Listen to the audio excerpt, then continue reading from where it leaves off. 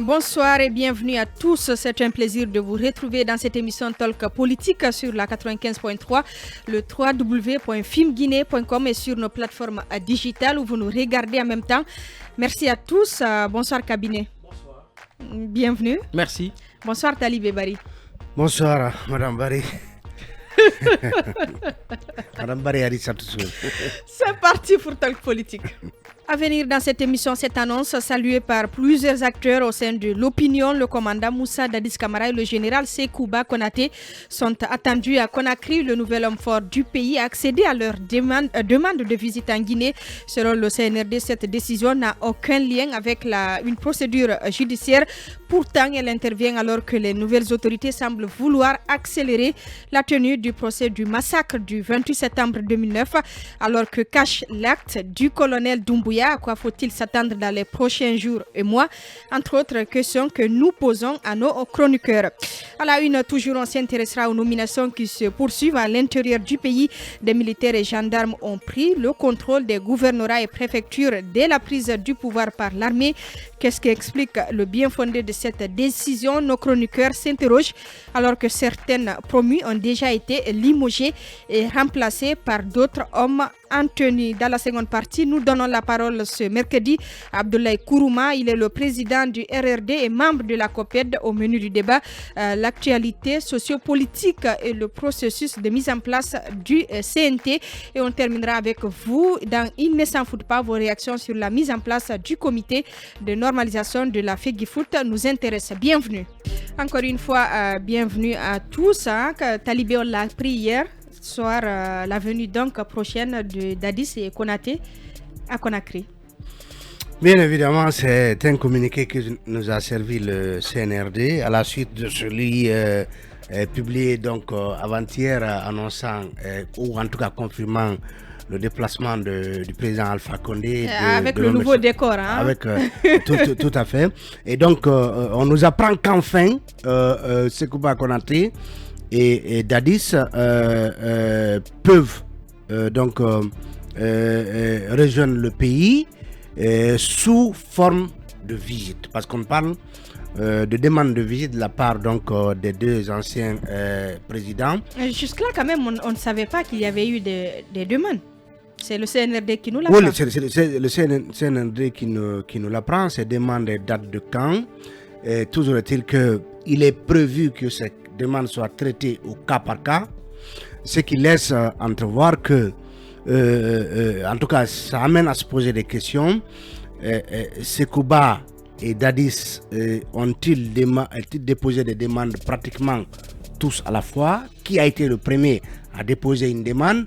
Le traitement au cas par cas se fera selon l'ordre de dépôt de ces demandes de visite. C'est la question à se poser. Est-ce que c'est Dadis qui a été le premier? Est-ce que c'est Sekouba qui a été le premier? Est-ce que conséquemment c'est celui qui a déposé le premier qui pourrait être autorisé? Et il pourrait rentrer en même temps. Non, attendez, je pose la question. Est-ce que c'est celui qui a demandé le premier qui pourrait être autorisé à rentrer le premier? Et cette autorisation pourrait intervenir quand? Est-ce que c'est d'ici à un mois, d'ici à une semaine, d'ici à 3 mois, d'ici à 6 mois? La question, il faut se la poser. Mais l'autre question à se poser également, justement, puisque vous semblez être favorable à ce que ces deux éléphants entrent à la fois dans un magasin de porcelaine, pour parler de façon imagée. Des frères d'armes qui rentrent ensemble. Non, attendez, pas que des simples frères d'armes. Deux hommes qui ont été pratiquement les meneurs du coup d'État qui est intervenu après le décès de Lansana Conté. Donc l'un, Dadis président, le second, deuxième vice-président, parce que c'est le général Toto qui était premier vice-président de la transition. Mais on a vu après qu'en réalité, le véritable premier vice-président, c'était Konaté. Et pour ne pas dire même le véritable président, c'était le général Sekouba Konaté, tout puissant ministre de la Défense par ailleurs, sous Dadis, et donc finalement, qui a pris les rênes du pays en qualité de président par intérim de la transition. C'est la formule qu'on avait trouvée à Ouaga, vous vous rappelez, dans les accords de Ouaga, pour mélanger la susceptibilité, la colère de Moussa Dadis, qui a dû se retrouver du côté de Ouaga pour y poursuivre une convalescence qui malheureusement a duré 12 ans. A duré 12 ans. Et donc finalement, est-ce qu'ils vont entrer à la fois tous en même temps, où l'un après l'autre et tous à la fois se retrouvent en même temps en Guinée, tout ça c'est des questions à se poser. Tout ça c'est que c'est une bonne nouvelle qu'ils puissent enfin revenir en Guinée, même si on peut poursuivre l'analyse en explorant d'autres pans. Effectivement, et déjà c'est une annonce qui est bien accueillie au sein de l'opinion, notamment par les partisans de Dadis, et pas que. Oui, mais vous savez que Moussa Dadis et Sekouba sont des figures politiques. J'appelle figures politiques, pas spécialement les acteurs politiques. Hein. Ce pas des politiciens. Les figures politiques sont des gens qui ont une certaine résonance, une certaine qui bénéficient d'une certaine d'aura au sein de l'opinion, que ce soit auprès de citoyens ou même de militants. Je mets cela aussi entre guillemets. Donc c'est le retour de ces gens-là, de ces figures-là, rencontre naturellement une opinion publique importante. Et puis au-delà, c'est quand même de mon point de vue, une façon pour le colonel de s'inscrire davantage dans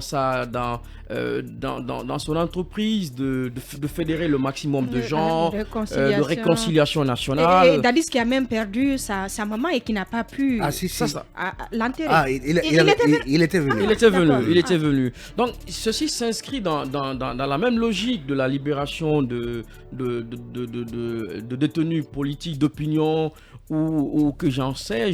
Et je pense aussi qu'il y a un autre pan de cette envie d'unifier qui se rapporte plus à l'armée. Parce que rappelez que le colonel, quand on lui a demandé jusque-là d'ailleurs, il dit que pour lui, le CNRD, c'est les forces de défense et de sécurité. C'est tout le monde. Donc, à la fois. C'est tout le monde. C'est tout le monde. Donc, Dadis, et quoi qu'on dise à des gens au sein de l'armée qui lui sont favorables, Sekouba autant.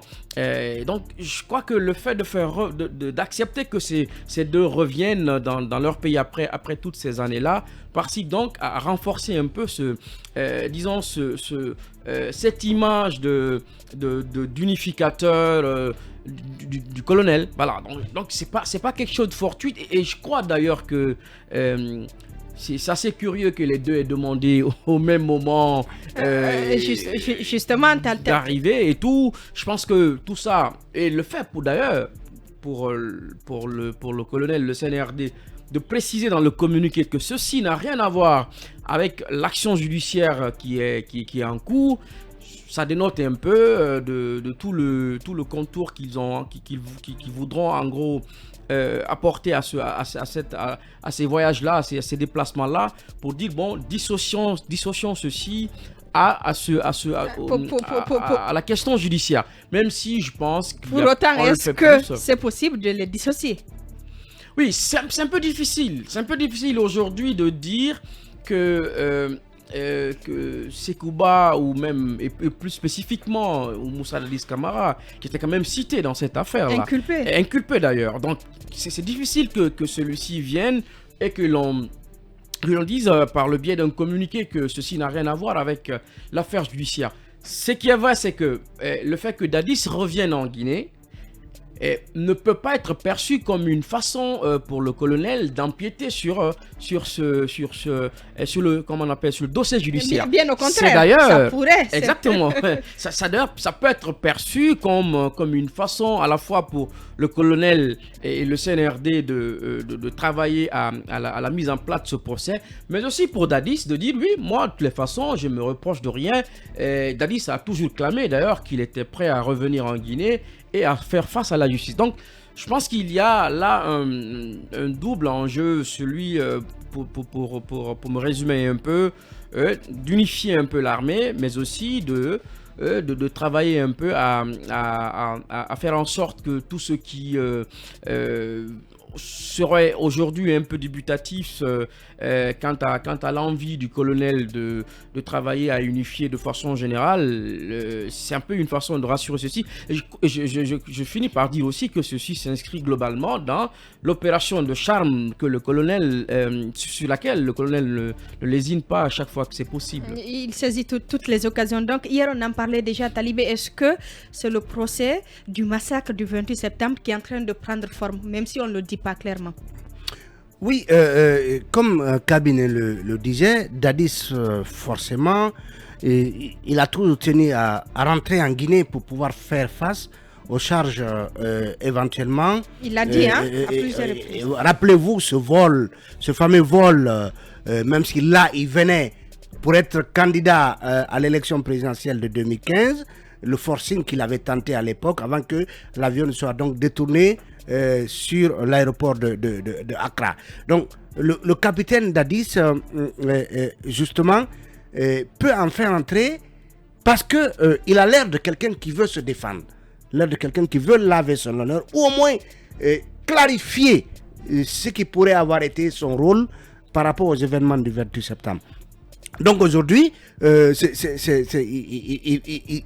peut peut-être saisir cette occasion. Est-ce que celui qui est annoncé ou ceux qui sont annoncés uniquement comme des visiteurs pourraient finalement définitivement décider de rester? C'est la question, il faut se la poser, parce que vous vous rappelez, Konaté également, depuis des années, cherche à rentrer. Mais Alpha Condé n'a jamais voulu s'encombrer de la présence de l'un ou de l'autre ou des deux à la fois en Guinée. Comment l'expliquer justement? Oui, justement, Alpha n'oublie pas, Alpha fait des calculs, vous savez, il est très calculateur. Il se dit que Dadis, quoi qu'on en dise, il est resté populaire au sein de l'armée. Konaté également. Et que les deux pourraient éventuellement... Au-delà même.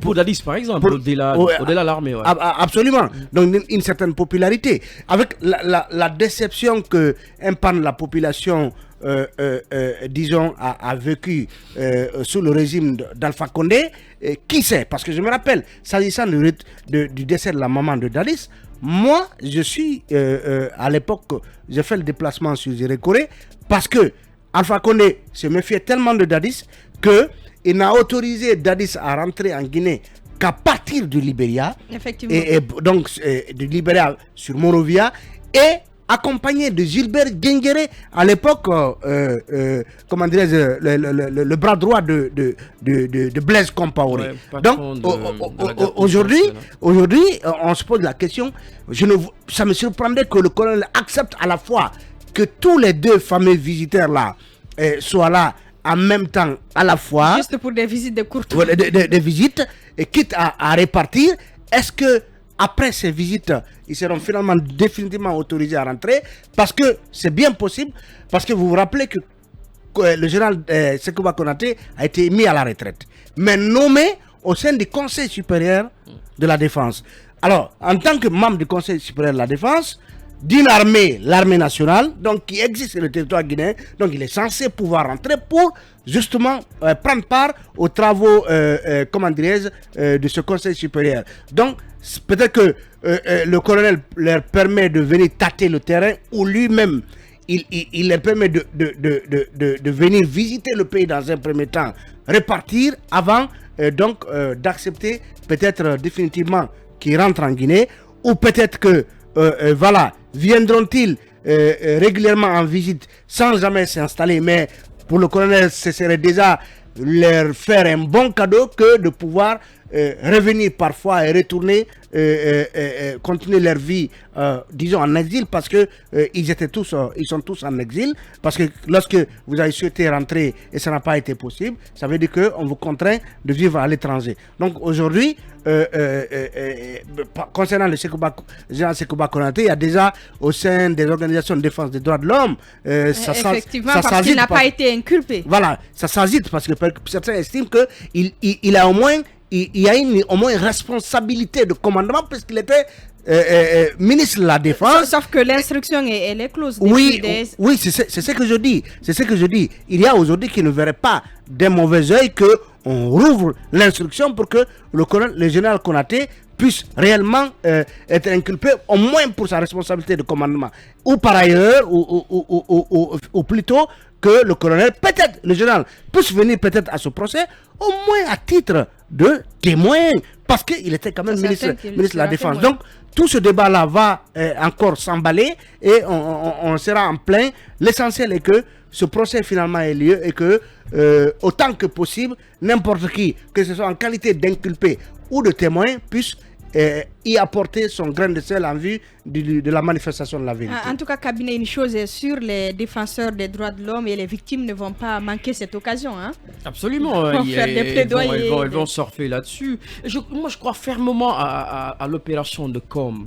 Parce que on aurait pu, pour quelqu'un qui ne mise pas gros, aurait pu par exemple faciliter, pour dire ainsi, pour rester dans l'esprit du communiqué, on aurait pu, comment j'allais dire, accepter la demande de Moussa, ensuite celle de Sekouba, mais faire venir les deux en même temps ou accepter leur demande en même temps, je ne sais pas comment ça va se passer. Je pense plutôt que d'une manière ou d'une autre, l'opération de charme, elle est évidente. Le colonel, depuis qu'il est arrivé, il t'a sorti des détenus politiques, il a rendu visite sur... Il est même allé jusqu'à se recueillir, hein? Il est même allé jusqu'au stade, ensuite au stade du 28 septembre. Exactement. Pour prendre un peu Talibé, qui dit souvent dans Mirador que le colonel tient au symbole. Et là-dessus, je pense que Sekouba et Dadi sont ton symbole.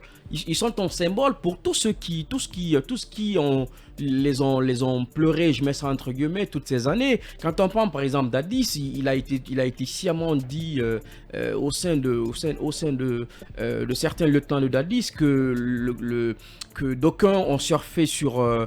d'aucuns en ont fait de Dadis Camara, du retour d'Dadis Camara, un objet politique. Donc, un objet de charme politique à la fois pour Alpha Condé. Alpha Condé aussi, qui a tout le temps promis, votez pour moi, je ferai revenir Dadis Camara. Donc, pour tout ceci-là, ce sont des gens qui sont derrière. Et le fait de faire revenir... il sait ce qu'il fait, hein, le colonel. Oui, mais absolument. je pense que le seul terrain sur lequel les spin doctors du colonel ne se trompent pas, c'est vraiment là-dessus. C'est vraiment cette opération de charme. Mais ils la font à fond, à tel point que c'est visible, c'est lisible. On n'a pas besoin de réfléchir par mille et une fois pour comprendre que c'en est cela en réalité le dessin. Dadis et Sekouba sur la terre de Guinée, c'est grand parce qu'ils sont restés des années, presque 12 ans maintenant, en dehors de la Guinée. Donc les faire revenir, c'est vraiment un gros coup de charme. Oui, un gros coup de charme parce que n'oubliez pas que le chantre autoproclamé d'une transition plus que durable, même de 5 ans, c'est Sekouba Konaté. Ouais. Il a dit plus d'une fois que cette transition devrait durer 5 ans. Donc, Sekouba, qui est encore, disons, en exil, à qui on permet au moins de venir en visite ou en visiteur, et puis de repartir, et peut-être, pourquoi pas, finalement, de s'installer définitivement, sera l'un des agents marketeurs, justement, d'une durée, une certaine durée de la transition, une durée plus que raisonnable. Parce que il y en a qui sont pour une transition raisonnable, une transition donc déraisonnable par sa durée excessive. Il faut voir déjà en Sekouba Konaté, justement, un des agents qui fera donc... et le capitaine Dadis, forcément, vous l'avez vu ici, pour certains, ils ont voulu même... l'utiliser en vue d'une approbation du projet de 3e mandat d'Alpha Condé. Donc, si la contrepartie d'un soutien à une durée dépassant 3 ans, dépassant 2 ans, jusqu'à 3 ans, 4 ans et pourquoi pas 5 ans, parce qu'il y a des tenants d'une transition jusqu'à 2026 pour ainsi parachever les 6 ans que Alpha Condé s'était donné suite à l'élection. Donc, est-ce que Dadis s'inscrira dans la même logique de marketing d'une transition de 4 à 5 ans? Mais est-ce que vous voyez les victimes accepter que ces deux personnalités soient utilisées à des fins qui ne soient pas judiciaires? Ça va quand même être un peu... Pourquoi je le dis? Est-ce que si jamais Dadis devait faire le marketing d'une transition de 3 ans, 4 ans, 5 ans, ça risque d'affecter justement la tenue du procès du 28 septembre. Est-ce que le colonel comme Alpha Condé... Ça va être, disons, le retour, la contrepartie, non? Oui, justement, non. La contrepartie... Il va pas prendre ce risque, attention, la contrepartie peut être de deux manières. Vous retardez le procès, je rentre, vous retardez le procès. Je sais que le colonel... quand même devrait prendre suffisamment au sérieux le 28 septembre pour ne pas monnayer justement ce procès-là contre justement un soutien à une candidature, disons, dépassant les 2 ans, est-ce que le capitaine Dadis pourrait être également finalement ce maillon qui va faire que la Guinée forestière tout entière, en tout cas une grande partie de la Guinée forestière, va être foncièrement... Ah si c'est ça, ça va crier. Hein? Ça va crier dans le camp des victimes. Foncièrement pro-Mamadi Doumbouya, parce que comme Kabine l'a dit, Doumbouya, il cherche justement des soutiens à consolider son pouvoir et en consolidant ce pouvoir, peut-être qu'il est prêt à faire des marchandages politiques, mais cette transition elle est suffisamment sérieuse pour qu'on se prête à ce genre justement de jeu politique. Alors là, je comprends bien le sens de la précision qui a été donnée, c'est pour dire que ça n'a aucun lien avec la procédure. Ça a tout son sens. Ça a tout son sens. Et je pense qu'il y a 2 agendas. Il y a l'agenda judiciaire, il y a l'agenda politique. Et je pense que si le colonel doit déteindre l'agenda politique sur celui judiciaire, je ne suis pas sûr. Peut-être que je me trompe. Je suis pas sûr qu'il lésinera là-dessus, parce que encore une fois, il peut jusque maintenant le fait de dire qu'il est pour la justice et que celle-ci va servir de boussole. Et pour le moment, on n'est pas encore entré dans le vif de la chose. Moi, il n'y a pas d'action forte qui partent au-delà. En fait, qui soient des actions qui révèlent un peu cette volonté politique affirmée là. Donc, je pense on a quand même déjà visité le chantier. On a. C'est pas encore ça la justice, j'ai envie de dire, parce que vous savez, les questions mémorielles comme le 28 septembre ou d'autres sont des questions qui sont à la fois des questions de justice, mais aussi des questions mémorielles. Donc, qui rencontrent un assentiment extrêmement important et qui fait qu'il faut y aller avec tact. Donc, je pense que le colonel, en voulant mélanger un peu les 2 agendas, c'est pas très habile, et je crois que pour le moment il va vouloir un peu surfer sur celui plutôt politique, celui plutôt communicationnel, pour dire bon attention, on va hâter rapidement la construction du tribunal qui va donc accueillir ce procès là. Mais en attendant, le colonel comment il s'appelle, le capitaine Dadis, tu peux rentrer. Mon général, reviens au bled. Et puis c'est intéressant, vous aurez rien que à la fois sur le sol guinéen, 4 chefs d'État militaires, un ancien président de la République. Donc Alpha Condé, 4 chefs. Oui, le colonel actuel chef d'État, et 2 anciens chefs d'État, et Alpha Condé, ancien président démocratiquement élu. Rien que 4 locataires, disons, pour caricaturer du palais secrétariat, à la fois, peut-être sur le sol guinéen. En tout cas, on aura 3 anciens présidents. Ça, c'est déjà bien. Voilà ce qu'on pouvait dire donc sur ce sujet. On revient dans un instant pour continuer le débat. Encore une fois, merci de nous rejoindre dans cette émission Talk Politique. Avant de poursuivre, on va prendre quelques réactions sur nos plateformes digitales. Lamabank Diallo nous écrit: bonsoir les talkers, nous serons très ravis d'accueillir Dadis Konaté pour qu'enfin le procès du 28 septembre démarre. Est-ce une coïncidence entre les communiqués de la CPI et du CNRD? Je crois qu'ils veulent que tout le monde soit là pour commencer le procès.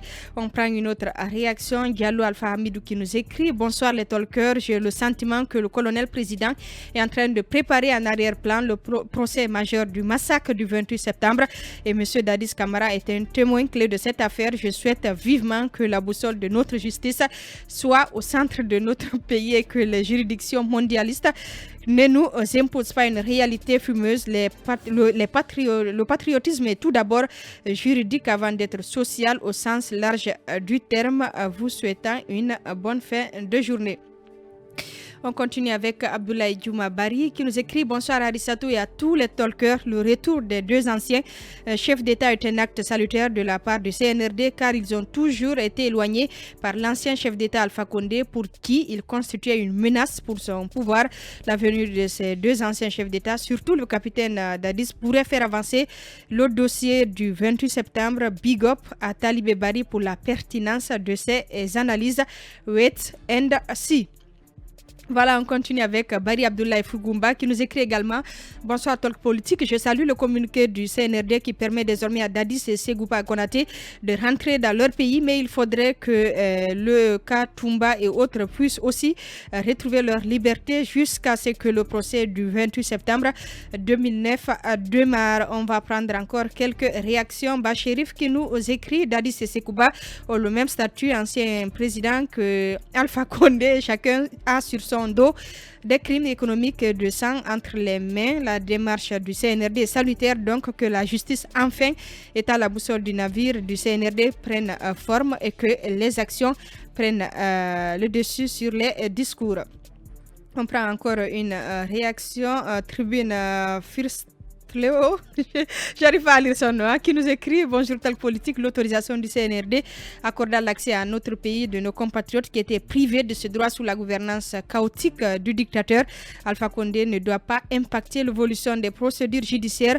Comme l'a dit le colonel Mamadi Doumbouya, la justice doit rester la boussole qui oriente chaque Guinéen. Fin de la dictature. Une dernière réaction, Bolokada Touraman qui nous écrit: bonsoir mes talkers politique. Je salue personnellement mon frère Talibé. J'ai une forte impression sur lui. Son analyse est très pertinente. Le retour de ces deux hommes sur le sol guinéen pourrait être une menace pour la transition car beaucoup de choses leur attendent, notamment le dossier 28 septembre. Nous avons besoin de la vérité dans cette affaire du 28 septembre, mais les éléments clés du dossier sont attendus. À Conakry, c'est une bonne chose. Nous demandons aux victimes, parents et amis des victimes de les accueillir à bras ouverts. C'est le moment de la vérité. C'est Bolokada Touraman qui le dit. On poursuit donc cette émission Talibé avec un autre sujet, les gouvernorats et les préfectures. Les nominations se poursuivent et ce sont des militaires et gendarmes. Rien que oui, beaucoup trouvent cela curieux, peut-être silencieusement. En tout cas, c'est la première fois que j'en parle dans une émission parce que on a observé que le colonel donc a décidé que ce soit des militaires et des gendarmes qui dirigent les préfectures et les régions, donc les régions administratives. Donc des gouverneurs et des préfets. Même s'ils restent sous la tutelle d'un civil. Bien sûr, du ministre de l'administration du territoire, l'une des inquiétudes ici, même qu'on a émise par rapport à la jeunesse du ministre de l'administration du territoire et justement par rapport à son coffre, c'est qu'il aura justement à gérer des préfets, des gouverneurs, donc militaires et gendarmes par endroit. Alors, la question, il faut se la poser. Est-ce que cela répond à une stratégie, disons, en deux temps? Est-ce que le colonel veut, dans un premier temps, s'assurer d'un contrôle total sur le pays en s'appuyant sur les gouverneurs et les préfets, et donc tous des forces de défense et de sécurité. Et est-ce que cela pourrait évoluer après 3 mois, après 6 mois, après une année? Vous les voyez partir avant la fin de la transition? C'est la question que je me pose parce que dans le cadre... Ne soyez pas gourmand Talibé, le gouvernement ce sont des civils. Oui, quand justement, même. Oui, justement. Tout le monde l'a salué, même s'il y en a 2 qui sont des généraux fraîchement mis à la retraite, donc le ministre de la Défense, et le ministre de la Sécurité. Et donc, est-ce que cela répond à une stratégie tempérée qui va évoluer le temps que le colonel s'assure d'une mainmise totale sur le pays en termes de sécurité et de défense de l'intégrité territoriale? Donc, cela doit passer forcément par une militarisation des postes de gouverneur et de préfet. Est-ce que ce contrôle total sur le pays passe par là? Et aujourd'hui, la question mérite d'être posée parce que justement, et là où il a réussi pour beaucoup à ne nommer que des ministres civils au sein du gouvernement, encore que dans ces préfectures, dans ces gouvernements, il y a des commandants de zone, il y a donc des commandants de différentes garnisons, et donc ces officiers, doublés de la présence donc de gouverneurs et de préfets militaires, et cela pour beaucoup semble peut-être inquiétant si ça devait rester ainsi jusqu'à la fin de la transition. La rectification institutionnelle dont on parle, elle voudrait aussi que les structures déconcentrées que sont justement ces préfectures et ces préfets et ces gouverneurs justement entrent dans la logique d'une démocratisation véritable et donc militariser ces fonctions ne semble pas ça s'inscrit peut-être dans le cadre du renforcement des liens entre civils et militaires. Oh non, non, bon Dieu, c'est ce qu'on nous a servi en ce qui concerne la retraite du côté de Kalia, ça passerait difficilement. Donc, dans le cadre de la réforme des forces de défense et de sécurité, vous le savez, pourquoi le colonel lui-même, en nommant un ministre de la Défense, a d'abord pris soin de l'envoyer à la retraite avant de le nommer. Parce que sous l'ensemble Alpha Condé, vous avez observé que tous les militaires, tous les ministres de la Défense étaient des civils. Donc, dans un régime démocratique, dans une transition qui court vers un retour à l'ordre constitutionnel, peut-être que, comme je l'ai dit, cela prendra fin avant la fin de la transition elle-même, mais espérons en tout cas à mon avis que ce soit quelque chose de transitoire, d'éphémère, pour qu'enfin on ramène les civils à la tête de nos différentes régions et préfectures. Mais cabinet, je ne vois pas pourquoi ça dérange Talibé, sincèrement. Il suffit qu'il fasse l'affaire, c'est tout. Moi, je ne vois pas de problème particulier. Hein. Bon, il y a une contrainte. Et il faut accepter de partager le pouvoir. Les civils ne peuvent pas être partout. Ce sont les militaires qui sont à la tête du pays, quand même. Non, mais il y a une contrainte, en fait, qui fait que le plus souvent, les militaires font le choix de reposer, en gros, le pouvoir sur les leurs.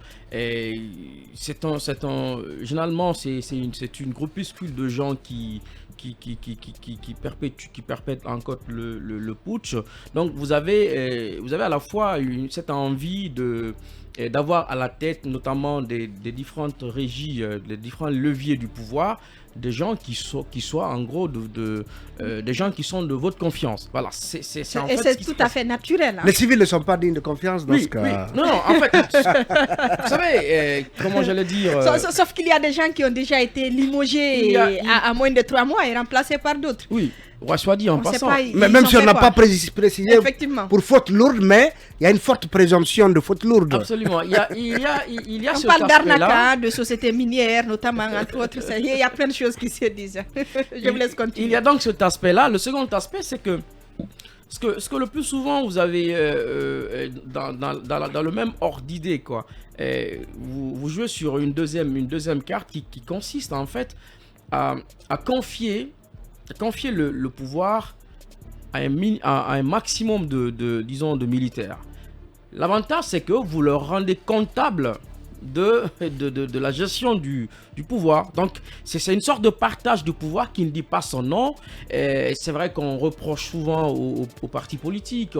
Ce concept a été assez développé en Guinée, le partage du pouvoir, alors qu'en réalité, ceci est dogmatiquement normal, parce qu'il y a un politique devant moi, il ne dira pas le contraire. Les partis politiques, c'est la gestion, plutôt c'est la conquête et l'exercice de pouvoir. Donc, quand vous le gagnez, vous le partagez, vous le gérez avec les gens qui sont de votre obédience politique et qui partagent la même vision que vous. Et Kaby, l'armée, c'est aussi quand même la discipline. Et ils vont nettoyer, hein. Ils vont nettoyer les villes. Ça, c'est... Apparemment, ils sont spécialistes dans ça.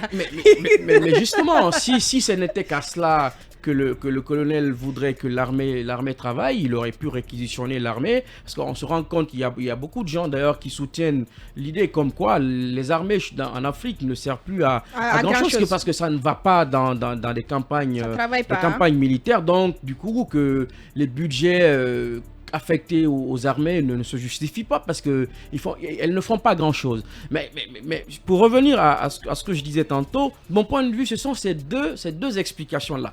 Mais après, il y a une question comment j'allais dire, d'approche, mais aussi de politique générale que l'on a envie de faire montre. Parce qu'on a l'impression dans les discours que tient le colonel, il met souvent en avant le fait qu'il soit un pouvoir militaire qui a un gouvernement essentiellement fait de civils. Et quand on prend ceci, ça c'est au niveau de l'appareil gouvernemental, cette politique-là, cette vision-là, devait se répercuter aussi au niveau des concentrés. Donc, devait être implémenté au niveau des concentrés. Et là-dessus, la vision aura tout son sens. Vous ne pouvez pas nommer des ministres civils et d'ailleurs sans vanter. Il reste les chefs. Non, mais il aurait pu en nommer autant de militaires aussi. On a vu par exemple Dadis avait autant de militaires d'ailleurs qui avaient des postes régaliens. Ouais. Mais personne ne lui a fait. Dans le gouvernement Dadis, il y avait 6 militaires. C'est ça. Et qui n'était pas quand même dans celui qu'on a je crois 9. C'est ça. Je pense qu'on a même le ministre de l'économie qui était militaire. Oui. Je pense que quoi qu'on fasse, on ne pourra pas contenter.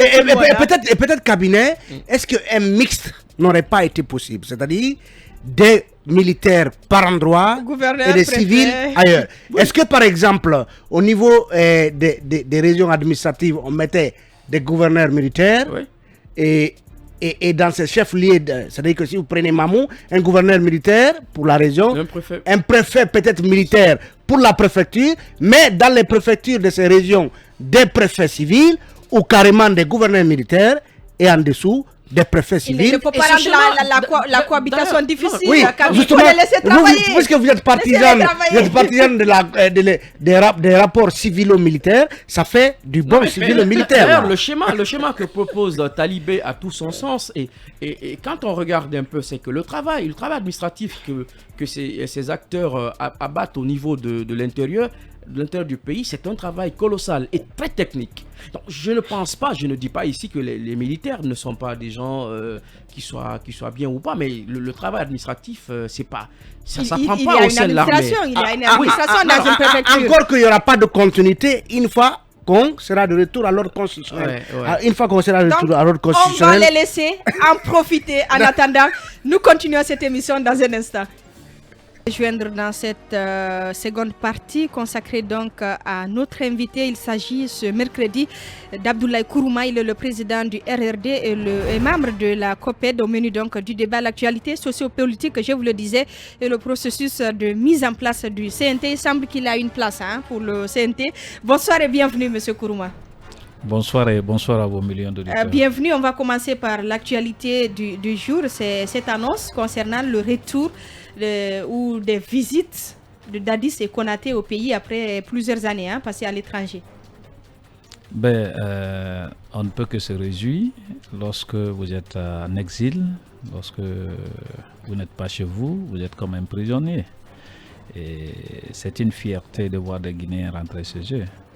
Dadis est un oncle à moi personnellement, Konaté est un frère parce que c'est le grand frère à mon ami intime, Bouya Konaté, qui est aussi président du DUR. Donc les deux sont vraiment des personnalités qui me sont très chères. Et je visitais Dadis fréquemment à Ouaga et je savais qu'il avait envie de rentrer en Guinée. Je ne peux que dire merci aux autorités. Sur ces questions de justice, moi je pense que Dadis a toujours été à la disposition de la justice. Il s'est toujours prêté aux questions des enquêteurs de la commission dérogatoire pour répondre à ces faits. Et ce sont des Guinéens. Un jour, il y a un journaliste qui m'a posé la question: à quand la rentrée de Dadis? J'ai dit lorsque Alpha ne sera pas président. Et le moment est arrivé. C'est sûr. Mais qu'est-ce qui vous faisait dire qu'Alpha n'accepterait jamais le retour de Dadis tant qu'il était au pouvoir? Vous savez, j'ai été le coordonnateur de la cellule d'action à la primature sur Jean-Marie Doré. La transition, la rentrée, la porte est grandement ouverte. C'est la sortie qui est très compliquée. C'est tout ce que je peux vous dire. Non, ça c'est énigmatique. Expliquez-nous. Aujourd'hui, on le sait. Ça veut dire que si Alpha était resté au pouvoir jusqu'en 2026, Dadis ne serait jamais rentré en Guinée. est-ce que ça sous-entend aussi qu'il n'y aurait jamais eu de procès du 28 septembre? Parce que pour beaucoup, la présence de Dadis est intimement liée par ailleurs à l'affaire du 28 septembre. Vous savez, la situation de Dadis s'est compliquée au temps d'Alpha Condé lorsqu'il s'était proclamé comme leader politique.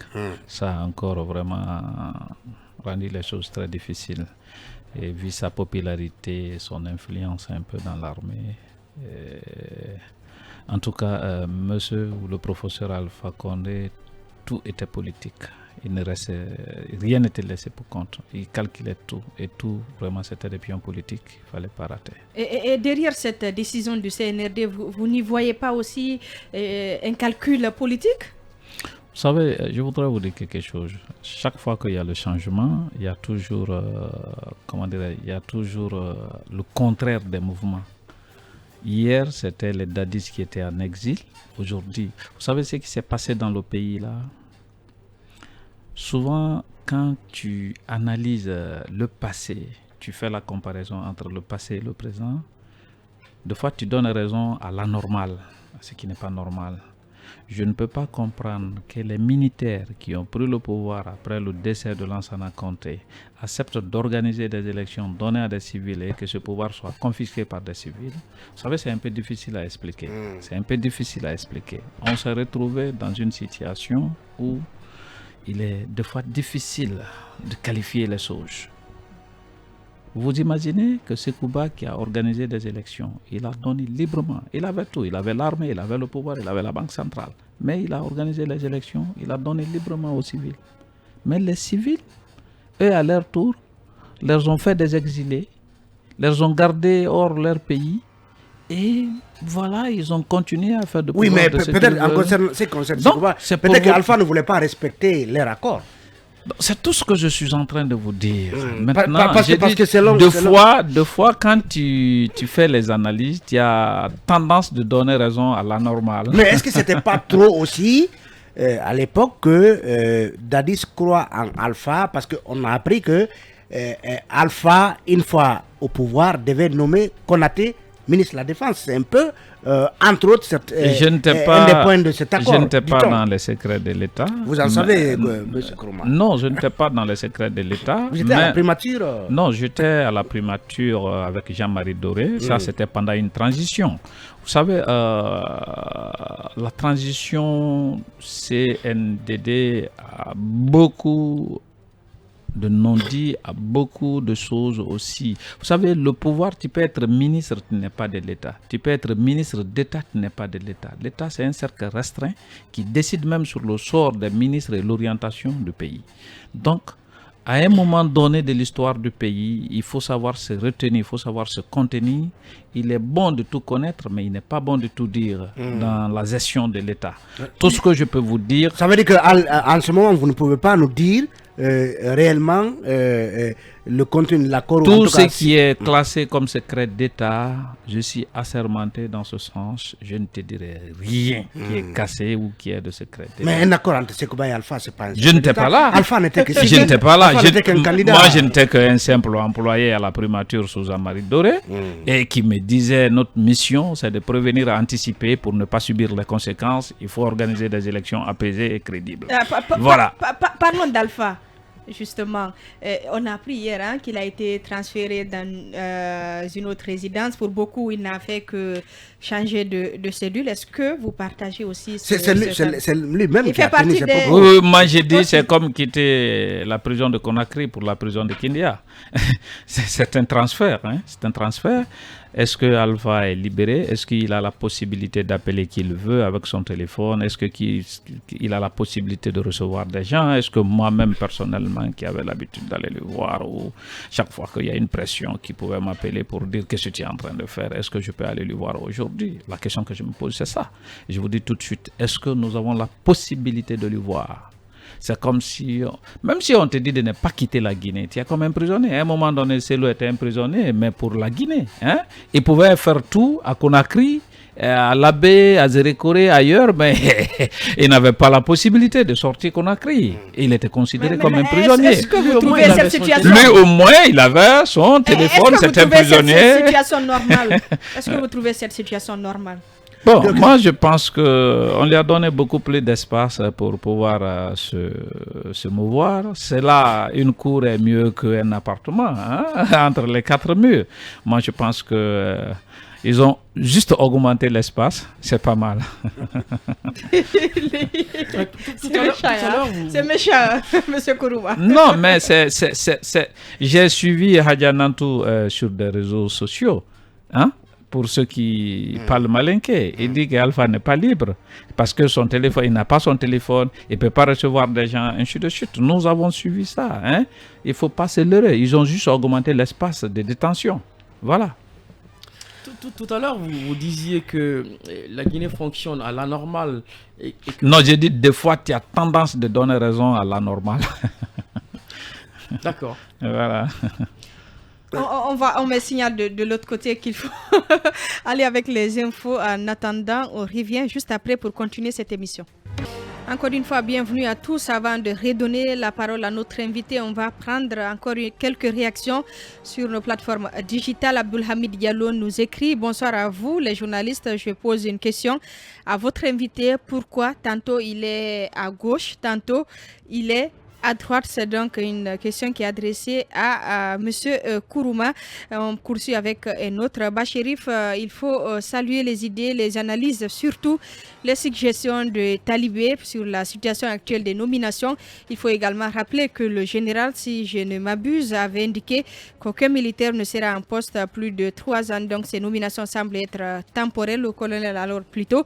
Cette stratégie de militarisation des préfectures et régions par le colonel se définit par une action qui vise à ne pas minimiser la capacité ou le risque de déstabilisation du régime de fin d'une part, et de l'autre, c'est une façon de consolider le pacte qui lie les FDS et les forces spéciales.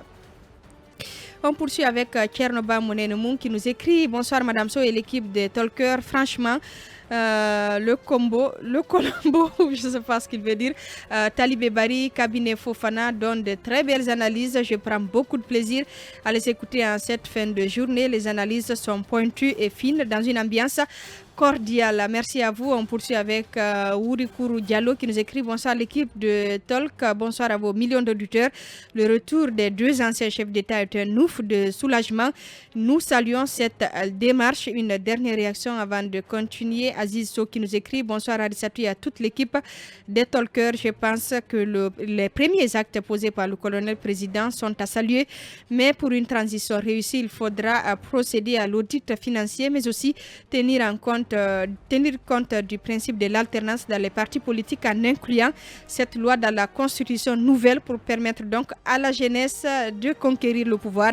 Signé par l'enfant de Bouliouel, le coordinateur de la génération consciente d'Afrique. Merci à vous pour toutes ces réactions. On poursuit le débat Talibé Bari avec notre invité.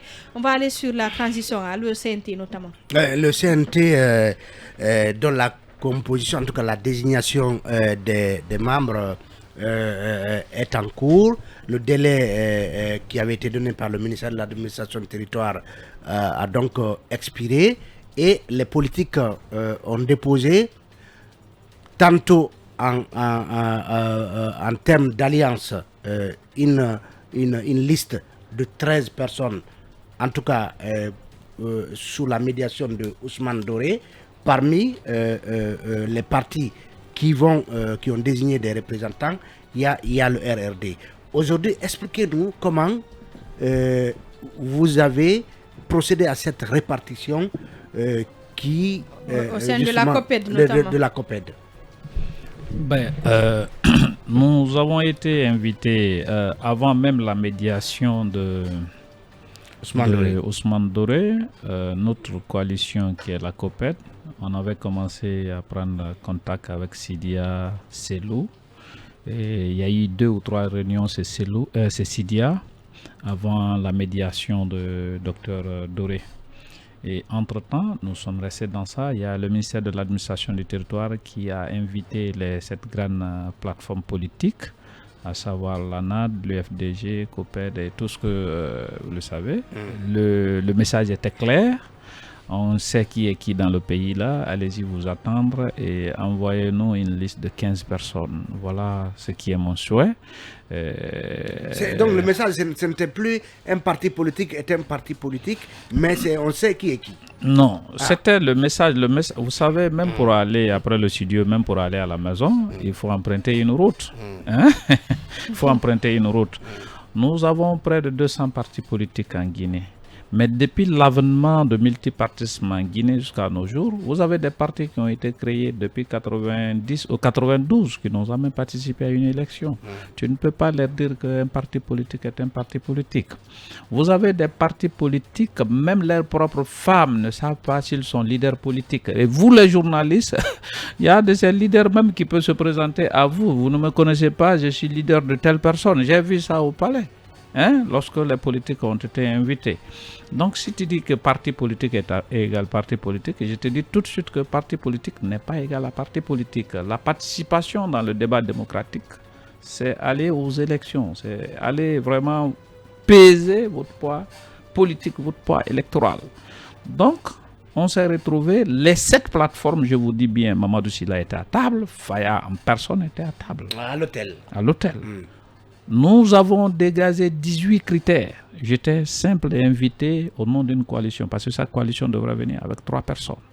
À l'époque où Ousmane Kaba était en Allemagne, j'ai conduit la délégation de Copen. Vous comprenez? Donc, il y avait 18 critères dégagés.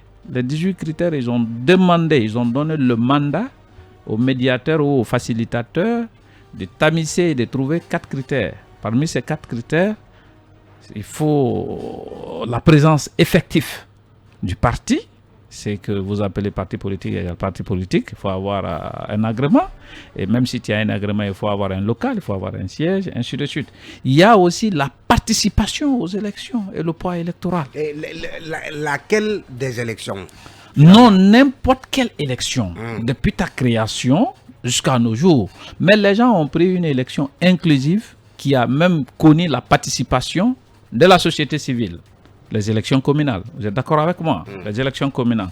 D'autres ont dit il faut des élections communales, les élections présidentielles, et ainsi de suite. Donc ces critères ont été dégagés. Je vous avoue, Faya était à table. Vous avez dit 4. C'est quoi les 2 autres? J'ai dit la présence effective. C'est-à-dire il faut avoir un agrément, il faut avoir le siège, ça fait partie. La participation aux élections. La participation aux élections, le poids politique, c'est-à-dire vous pouvez participer tous à une élection, mais si le nombre de participants aux élections dépasse les 15, il faut encore dégager d'autres critères pour les départager. Il faut prendre le poids politique. C'était pour vraiment faire la différence, pour trouver le nombre 15. Il y avait le poids politique, il y avait la probité morale. Donc d'autres ont parlé des diplômes.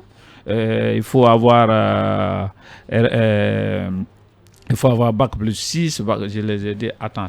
Nous avons vu des professeurs agrégés qui ont falsifié l'écriture publique ici. La nouvelle constitution. J'ai dit, s'il vous plaît, pour le problème de diplôme, moi je préfère un charretier qui a la valeur républicaine, qui défend l'État, qui vraiment défend le pays, qu'un doctorat ou un professeur qui peut aller modifier des études publiques. Donc j'ai dit pour les diplômes, je ne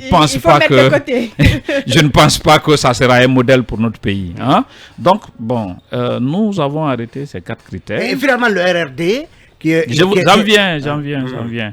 Donc, nous avons vu les différentes coalitions politiques. Si vous prenez par exemple la COPED a 12 formations politiques. Mais les 12 formations politiques, vous avez 7 formations politiques qui ont participé aux élections majeures, à savoir communales, présidentielles, législatives. Vous avez le RPG Arc-en-Ciel, vous avez l'ANAD de l'UFDG, vous avez BL de Faya. Faya a 15 partis politiques derrière lui, mais il est le seul parti qui a participé à une élection. Il est le seul parti qui a participé à une élection, l'élection présidentielle de 2015 et l'élection communale. Et la COPED? La COPED, vous avez 7 partis politiques qui ont participé aux élections majeures, que ce soit communales, législatives et présidentielles. Donc, la COPED a eu 2. Faya, on lui a donné 1. il a demandé de lui donner 2. Voilà où se trouve le problème. Je l'ai dit. Et c'est là aussi. J'en viens. Faya, il faut être cohérent avec toi-même. Vous avez plaidé pour moins de 80 conseillers. Pour des questions de nombre, moi je ne pense pas que toi tu peux vraiment te désolidariser de l'équipe. Parce que vous avez plaidé pour moins de 80 conseillers. Moins de 80 conseillers au CNT. C'était la plaidoirie de Faya. Faya voudrait 75. D'accord, dans son mémo. Dans son mémo, il a même transmis. Voilà, il a même dit dans les médias que lui, il avait proposé 75. S'il y a 80 et quelques, vraiment, il se réjouit. Maintenant, si vous avez plaidé pour 75, toi, on te donne 1. Je crois que tu dois toujours être solidaire pour être en harmonie avec toi-même. Mais il dit s'il n'a pas 2, il quitte la salle. Nous avons dit, voilà, vous avez 15 partis politiques derrière vous, c'est vrai. Mais parmi ces 15 partis politiques, il n'y a que toi qui as participé à une élection. Donc... Alors sur le cas Silla aussi, pour aller un peu plus vite. Pour le cas Silla, Silla s'est fait représenter par Fodé Souma Zessi, honorable Fodé Souma et honorable Maître Pépé. Quel Silla? Mamadou Silla. Mamadou Silla. Donc de la Corrède. Il s'est fait représenter par les 2. Mais je pense que il y a eu un problème d'ego. Excusez-moi de le dire. Quand la médiation a commencé, je crois que Mamadou Silla généralement s'est fait manipuler par des gens qui ne veulent pas voir d'autres personnalités en face d'eux sur la table. Et en politique, la force politique de certains leaders ou de certains partis politiques... Vous voulez parler de qui ne veut pas voir qui? De maire. Non, attendez. Vous avez suivi les débats. Ils ont récusé tout de suite la médiation de quelqu'un. D'autres même voudraient qu'on les cite dans la médiation, comme la grande Makale, qui était aussi dans la médiation, ainsi de suite. Oui, donc, mais ils auraient dû avoir 2. Je vous en prie. Je vous en prie. Vous savez, nous avons évalué le poids politique de ces centaines de partis qui l'entourent. Ne fait pas 1% de certains partis politiques qui ont eu 2, de certaines coalitions politiques qui ont eu 2. Tous ces 100 partis politiques qui l'entourent, leur poids politique ne fait pas plus de 1%. Vous comprenez? C'est comme c'est lourd. Donc c'est une addition de partis, mais pas de poids électoral. Non, le poids électoral, si c'est une addition de partis, parce que les partis qui n'ont ni siège, qui ne sont pas connus même par leur propre fils ou leur propre femme, tous ceux-ci se sont retrouvés, c'est Mamadou Silla. Il a le plus grand nombre de partis politiques alliés derrière lui.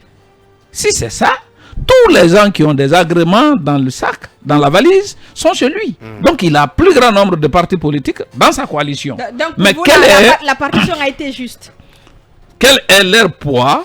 Quelle est leur participation dans le débat démocratique? Le débat démocratique n'est autre. C'est pas venir à la radio ici bavarder. Non, Mamadou Silla a quand même participé à des élections. Et puis en son sein, il y avait Makale qui a été candidate à l'élection présidentielle. Oui. À ce titre, il aurait pu peut-être avoir 2. Oui, mais ça a été... L'absent a eu tort. Vous savez, ça a été évalué sur la base d'une élection élémentaire. Comment on appelle ça? Les communales. C'est les communales, on est parti sur la base d'une élection élémentaire. À part lui aussi, dans sa coalition, personne d'autre n'a un conseiller élu, à part Mamadou Silla. Personne d'autre. Oui, vérifiez. D'autres sont partis aux élections présidentielles, mais ils n'ont pas participé aux élections législatives. D'autres sont partis aux élections législatives, ils ont participé aux élections communales, mais ils n'ont pas un seul conseiller. Si tu prends Bok, Diallo Bok par exemple, ADC Bok qui est membre de Intercoalition, qui avait des listes pendant les élections communales mais qui n'a jamais eu un conseiller élu. Vous comprenez? Et n'importe quelle circonscription, tu pouvais te faire une liste dans les sous-préfectures, dans les communes, ainsi de suite. Mais toutes ces coalitions quand même ont fini par aller en solo, donc elles ont déposé les... Non, j'en viens. Ont déposé. Donc, qu'est-ce qui va se passer? Nous avons eu 2 au niveau de COPED. Au niveau de COPED, nous avons discuté, le RRD venait en première position d'avoir participé à toutes les élections et avoir le plus grand nombre de conseillers élus. Y compris devant le PADES. Oui, j'ai dit nous sommes venus premiers, y compris devant le PADES. Par rapport au nombre de conseillers élus, nous avons une centaine de conseillers élus avec les maires et les vice-maires à travers le pays. C'est vrai, ce que je vous dis. Je prends l'exemple sur Djerekoré. Sur 6 maires, j'ai 4 vice-maires. Sur 6 maires de la ville de Djerekoré, j'ai les 4 vice-maires. Vous pouvez vérifier. Si vous partez dans la préfecture de Beila, sur 17 conseillers, tu peux voir, j'ai au moins 9 conseillers. Non, Alpha Condé... Pourquoi Alpha Condé vous appelez régulièrement pour dire qu'est-ce que non, chaque fois que quelqu'un venait me charger chez Alpha Condé, il m'appelait pour m'influencer. Chaque fois que quelqu'un venait me charger... Vous savez, j'étais membre du bureau de l'Assemblée fondée de pouvoir. J'étais le 6e secrétaire parlementaire. Qui vous a été évincé. C'est bien de dire comme ça. Lorsqu'on s'opposait à des arbitraires, à la violation de certaines lois, on venait toujours nous charger. Vous pouvez demander l'avocat Pépé. Les 27 articles biffés ou modifiés dans la Constitution promulguée, c'est moi qui ai travaillé dessus. À une réunion de bureau de l'Assemblée, il était question d'adopter la loi organique, la loi électorale, sur la nouvelle Constitution. Je les ai posé la question après le travail. Vous pouvez demander d'autres leaders comme Diallo, par exemple. Dans mon bureau, j'ai travaillé l'avant-projet. Le projet et ce qui est promulgué, ce n'était pas la même chose, c'était pas les mêmes contenus. Donc j'ai demandé à la réunion du bureau, il y a 17 membres, à la réunion du bureau de l'Assemblée, j'ai dit laquelle des constitutions nous devons adopter les lois organiques. Parce que la loi qui est promulguée, la constitution qui est promulguée, ce n'est pas celle qui a été votée par le peuple. Parce que celle qui a été votée par le peuple, il y avait le sceau de ministre de la Justice. Maintenant, ce qu'ils ont promulgué là, il y a 27 articles biffés ou modifiés qui fait la différence entre le produit qui a été proposé au peuple et ce qui est promulgué. Et tout de suite, mon problème a commencé. Et si vous vous rappelez, à l'époque, j'ai été interviewé par une des radios avec un député ou une députée de la mouvance présidentielle où j'ai qualifié l'acte de haute trahison. Quand j'ai dit que c'est une haute trahison, ils sont allés dire que c'est le président maintenant qu'il vise. Ce jour-là, le président m'a appelé, il a dit ce que j'ai dit, monsieur le président. Il a dit quoi? La Constitution... Il a dit quoi? Il a dit quoi? Non, et il a dit que... Qu'est-ce que je veux dire? Est-ce que la Constitution n'est pas bien votée? Est-ce que c'était pas normal d'aller aux élections? Je dis, c'est bel et bien normal. Les lois référendaires sont proposées par un président de la République, validées par la Cour constitutionnelle, votées par le peuple. C'est votre droit. Mais la Constitution est comme l'extrait de naissance d'un pays. Maintenant, il y a un problème au niveau de notre extrait de naissance. C'est comme si tu m'appelais Condé Kourouma. Qu'est-ce que je prends? Je prends le nom que mon père m'a donné. C'est Kourouma. Je dis, si tu es en train d'insister que je ne suis pas Kourouma, tu es en train de me qualifier de quelqu'un qui n'est pas digne. Hein? Je dis, maintenant, aujourd'hui, en Guinée, on ne sait pas laquelle des constitutions, parce que ce sont des papiers qui sont en train de circuler, ce sont des documents qui sont en train de circuler. Il y a l'avant-projet, il y a le projet, il y a ce qui est promulgué. Maintenant, s'il s'agit de prendre des lois, s'il s'agit de se référer à la Constitution, laquelle des constitutions nous allons prendre? C'est là où il m'a dit qu'il avait demandé d'enlever les coquilles dans la Constitution et qu'il a même appelé le ministre de la Justice devant moi. Hein. Il est vivant encore, le ministre de la Justice. Il dit, je vais t'enlever. Je dis, monsieur le président, gardez votre ministre ou n'est pas le garder. Ce que je sais, cette Constitution, elle a été modifiée, falsifiée. Ce n'est pas la bonne. Mieux vaut vraiment faire revenir. Pour lui, il avait juste demandé d'enlever les coquilles et on a enlevé des articles. Non, ce qu'il m'a dit devant son ministre de la Justice, hein, ce qu'il m'a dit devant le ministre de la Justice, il est vivant. Hein, ce qu'il m'a dit devant son ministre de la Justice, hein, c'est ce qu'il m'a dit. Il a dit carrément que je vais l'enlever. Donc il faut que le débat là s'arrête ici. Je vais l'enlever. J'ai dit, monsieur le président, l'enlever ou pas l'enlever, ce n'est pas ça mon problème. Mon problème, c'est que vous avez proposé comme l'extrait de naissance dans notre pays. Vraiment, il y a des doutes là-dessus. Revenons à la Constitution de 2010. Voilà. Donc, j'ai eu c'était une parenthèse. et justement, aujourd'hui, est-ce que pour vous, le ministère de l'Administration du Territoire, par rapport aux listes que vous avez déposées, n'a aucun argument qui pourrait l'amener à éluder votre liste au profit des listes individuellement déposées à son niveau? Voilà. Ce que je vais dire, tu sais, vous savez, la transition est très compliquée. Hein? Il y a 4 ministères régaliens ou 4 ministères de souveraineté ou 4 ministères stratégiques qui gèrent la transition. Je vous dis en tant qu'initié, il n'y a pas de mobilisation de ressources extérieures. Ça veut dire le ministère du Budget, le ministère de l'Économie doit mobiliser les ressources pour nous permettre à faire face à nos dépenses. Vous avez le ministère de la Sécurité qui doit lutter contre les fraudes, la criminalité. C'est pourquoi DEA s'installe fréquemment dans les pays où il y a la transition pour empêcher le trafic de drogue, le blanchiment d'argent. Ça donne un peu de crédibilité quand ces ministères-là fonctionnent très bien. Vous avez le ministère des Affaires étrangères qui fait de la diplomatie. J'étais surpris d'entendre le ministre dire que la transition guinéenne n'est pas négociable. Allez-y lui dire que c'est négociable, sinon c'est le peuple qui paye les frais. Allez-y lui dire ça. Et le quatrième ministère? Et le quatrième ministère, c'est le ministère de l'administration du territoire. C'est la colonne vertébrale même d'une transition. Et quelle devrait être son attitude par rapport à son attitude, c'est le dialogue envers la classe politique parce que tout doit finir par les élections.